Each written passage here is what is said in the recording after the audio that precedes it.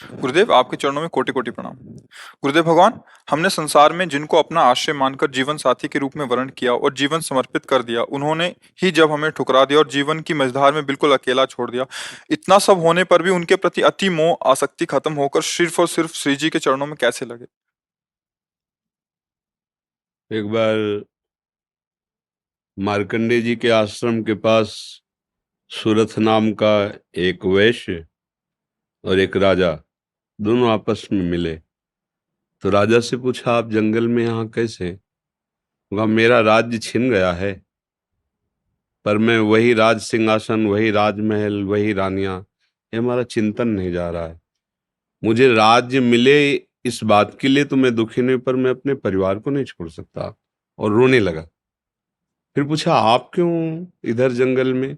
तो उनका, मेरे बेटे ने मुझे पीट के निकाल दिया, सारी संपत्ति छीन ली, पर मेरा मन उसी के लिए तड़प रहा है। वो भले मुझे पीटे, पर मैं अपने बेटे, बहू, परिवार को नहीं छोड़ सकता। बोले, तो बड़ी विचित्र हम दोनों की दशा है कि वो हमें छोड़ रहे हैं, वो हमें ठुकरा रहे हैं, और हम उनके लिए रो रहे हैं।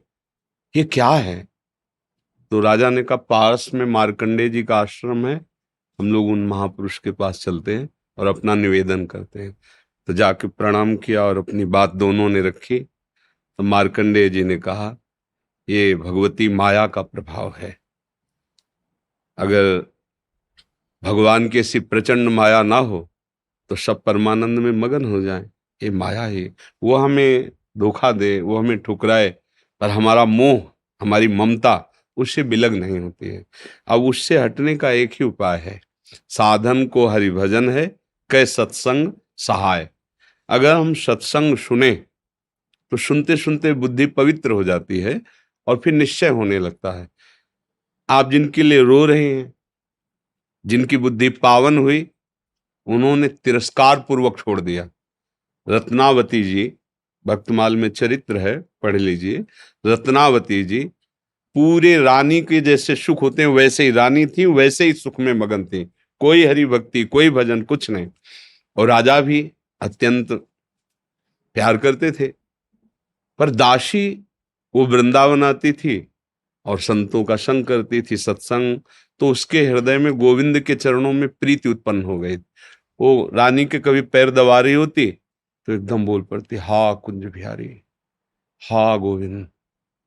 तो रानी सावधान होकर देखती, तू रहती तो मेरे संग है, मेरी निजी दासी, अंग सेवी, ये कौन है कुंज बिहारी, कौन है गोविंद? किससे तू प्यार करती है? आज तक मुझे नहीं बताया। हमारे यहाँ की दासियां तो आजीवन समर्पित अंग सेवी होती हैं, ये क्या? तो मुस्कुरा दी, बोली, महारानी आप अन्यथा मत समझना, ये कोई व्यक्ति नहीं हम जिससे प्यार करते हैं। नहीं नहीं, तू पूरी बात बता दो, मत सुनो, मत सुनो, नहीं किसी काम के नहीं रह जाओगे। और रो पड़े। भगवान का जो प्यार होता है ना हृदय में, वो अलग कोटि का होता है। वो बस मत पूछो, आप मत पूछो। अब तो और आकर्षित हुई, नहीं नहीं आप बताओ ना।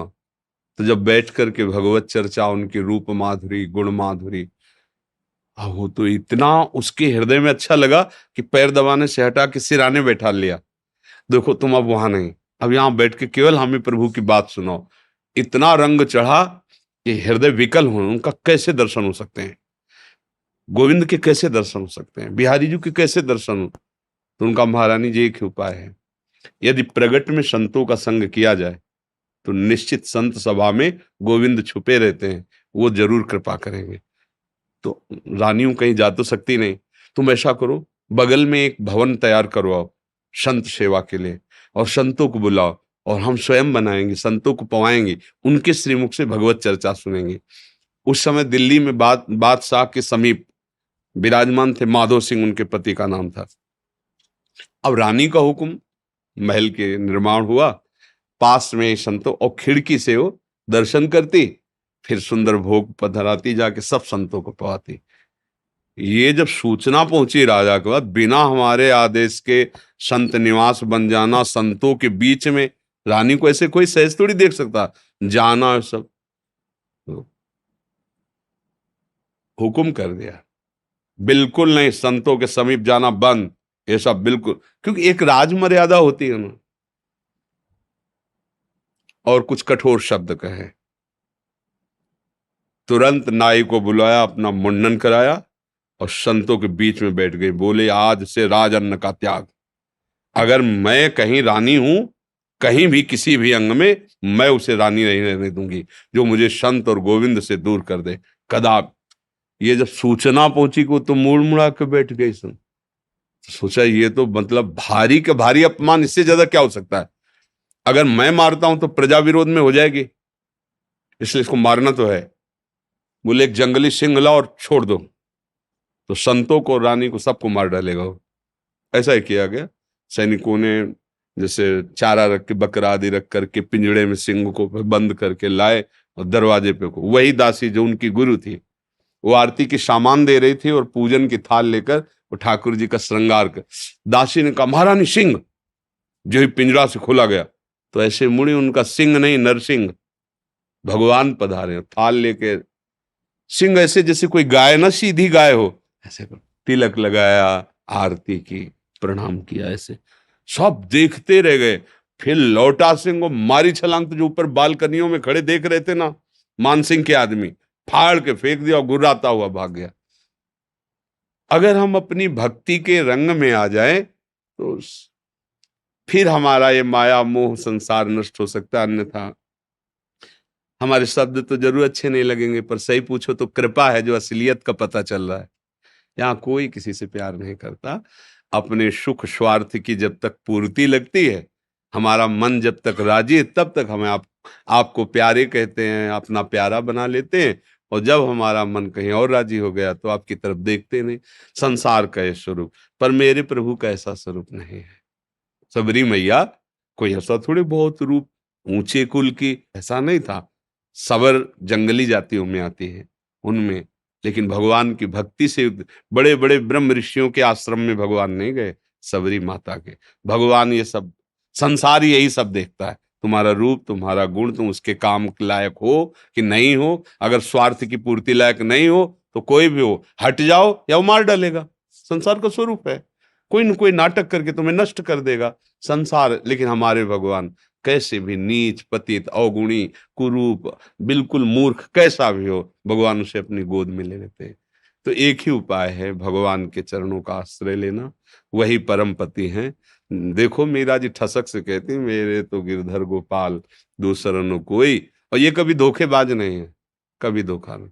हम सही कहते हैं। अगर हमें जैसे बचपन से लगे रहे ना, हमें बात समझ में नहीं आती ना, तो हम ये जरूर माइक से कहते हैं कि भाई देखो, भक्ति करना ठीक है, पुण्य है, मंगल है, लेकिन हम अपनी छाती की बात कहते हैं। अभी तक कमी हमारी और कृपा उनकी डुबो रही है। बस अगर कहीं कमी है तो हमारी कमी है, उनकी तरफ से कृपा ही कृपा, दुलार ही दुलार है। ये सच्ची मान लो। अगर कोई प्यार करने वाला है तो प्रभु है। आप कहोगे दिखाई नहीं देते हैं, आपने अपने को देखा है क्या? अगर प्रभु से देखने पर ही प्यार करते हो तो आप अपने से प्यार करते हो ना?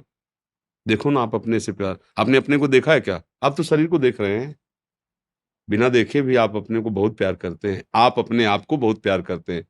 अगर ये पता चल जाए कि हाँ कैंसर हो रहा है और आपको क्षति पहुंच जाएगी, तो आप यहां से कटवा देंगे। अपने आप से ज्यादा प्यार आप किसी को नहीं करते, टांग कटवा देंगे आप। अगर ऐसा लग जाए कि अपने को बहुत अशांति, जीना मुश्किल है, अब क्या करेंगे, कैसे मुंह दिखाएंगे, तो आप जहर खा लेंगे, फांसी पे चढ़ जाएंगे। मतलब समझिए, पर आपने अपने को देखा नहीं, जाना नहीं, फिर भी आप बहुत प्यार करते हैं। जो कुछ भी प्यार करते हैं अपने लिए करते हैं, अपने आप से बढ़कर आप किसी से प्यार नहीं करते। पर आपने अपने आप को नहीं जाना, तो फिर तुम उन्हीं के अंश हो। जब तुम अपने को नहीं जान पाए, तो जैसे अनजाने में आप भी अपने से प्यार करते हो, ऐसे ही शुरू कर दो प्यार प्रभु से, और उनके तुम हो, वो सामने आ जाएंगे पक्का।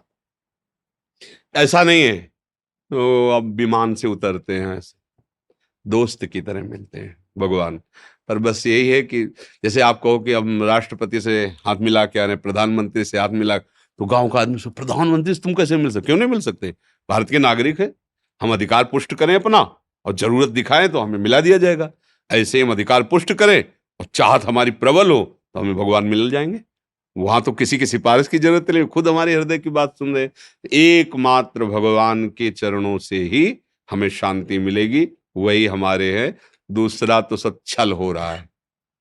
माया का पर्दा पहन करके हमारे साथ छल किया जा रहा है, हमारे समय को नष्ट किया जा रहा है। सत्य बात है, न हम स्त्री है न पुरुष हैं, हम भगवान के अंश हैं और उनका भजन करके उन्हीं को प्राप्त हो जाए, यही हमारे जीवन का लक्ष्य है। हम तो बड़ी कृपा मानते हैं, जब प्रतिकूलता मिलती, कोई अपना नहीं होता ना, तब कृपा समझ में आती है कि बहुत कृपा है, नहीं तो इस मोह जाल में फंस कर पूरी जिंदगी बर्बाद हो जाती है। अब सावधान हो जाओ, अब निकल जाओ। पर इधर का रास्ता चलना थोड़ा कठिन है, इसलिए कुछ भी हो जाए फिर इधर नया चुन लेते हैं, नया मित्र चुन लेते हैं, नया घर चुन लेते हैं, नया वर चुन लेते हैं। बस इधर ही वो खोज शुरू की है ना अनंत जन्मों से, वो ये नहीं समझ पा रहा कि अंदर बैठा है, कह रहा लौट आओ, हमसे मिल लो।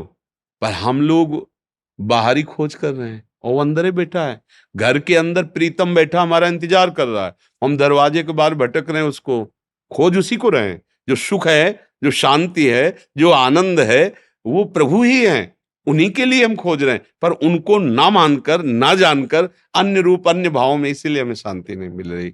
मुझे लगता है नाम जप करो, सत्संग सुनो और प्रभु को अपना मानो, फिर वो जैसे जीवन निर्वाह करवाएं उनके ऊपर छोड़ दो।